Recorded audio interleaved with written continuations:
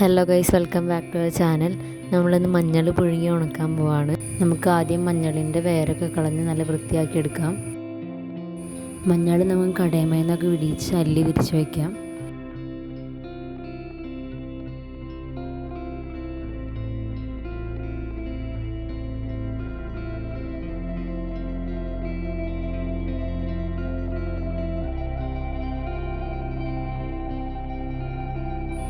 മഞ്ഞൾ നന്നാക്കി കഴിഞ്ഞിട്ടുണ്ട്. ഇനി നമുക്ക് നന്നായിട്ട് കഴുകിയെടുക്കാം.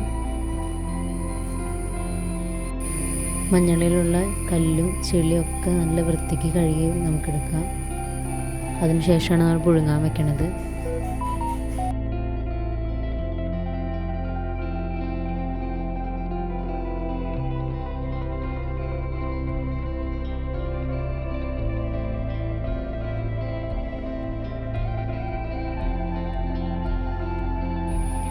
മഞ്ഞൾ നമ്മൾ 3-4 പ്രാവശ്യമേ കഴുകിയെടുക്കണം കേട്ടോ.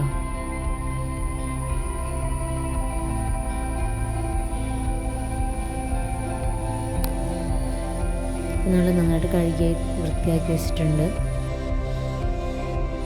നമുക്കിതൊരു കലത്തിലേക്ക് ഇട്ടിട്ട് നന്നായിട്ട് വെള്ളം ഒഴിച്ച് പുഴുങ്ങിയെടുക്കാം.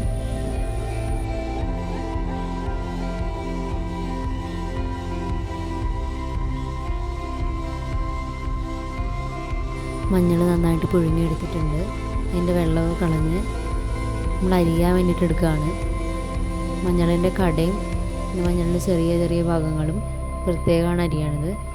മഞ്ഞളിൻ്റെ ചെറിയ കഷ്ണങ്ങൾ നമ്മൾ അരിയണില്ല. പുഴുങ്ങിയത് കാരണം ഉണങ്ങാൻ ഭയങ്കര എളുപ്പമാണ്. വലിയ നല്ല കട്ടിയുള്ള ഭാഗങ്ങൾ ചെറിയ ചെറിയ കഷ്ണങ്ങളാക്കി അരിഞ്ഞിട്ട് നമുക്ക് ഉണക്കാൻ വയ്ക്കാം.